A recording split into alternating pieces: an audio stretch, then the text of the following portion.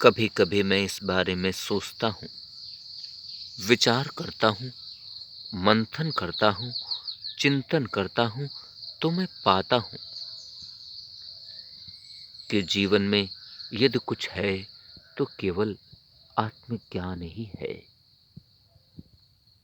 यदि आत्मज्ञान की प्राप्ति हो जाए, आत्मज्ञान के चक्षु प्रकाशित हो जाएं, खुल जाएं, तब फिर कुछ भी पाने को नहीं बचता। सब कुछ प्राप्त हो जाता है। सर्वस्व प्राप्त होकर यदि हम अपने जीवन को आगे बढ़ा सकें तो इससे अच्छा और क्या हो सकता है। आत्मज्ञान ही है। आत्मज्ञान के चक्षुओं का प्रकाशित होना ही एक ऐसा रास्ता है जहां पर सर्वस्व पाया जा सकता है।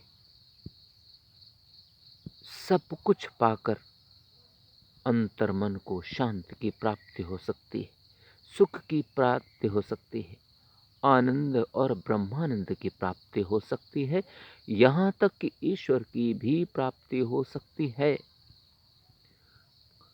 आत्मज्ञान की प्राप्ति होने के बाद सब कुछ संभव हो जाता है। कुछ भी अतिशयोक्ति नहीं रहता, कुछ भी असंभव नहीं रह जाता, सब कुछ संभव हो जाता है। और यदि आत्मज्ञान की प्राप्ति के बाद इतनी बड़ी प्राप्ति होती है, उपलब्धि हासिल होती है, तो निश्चित ही हमें प्रयास करना चाहिए, हमें कोशिशें करनी चाहिए। किसी भी हालत में, किसी भी प्रकार से हमारे अंतर्मन के चक्षु जागृत हो जाएं।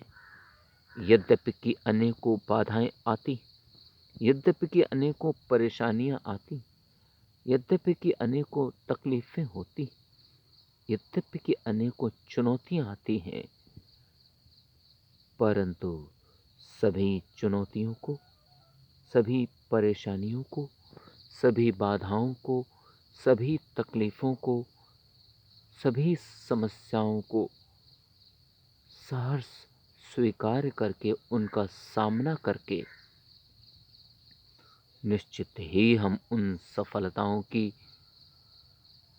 श्रेणियों को पा सकते हैं जो हमें अभिभूत कर सकती हैं।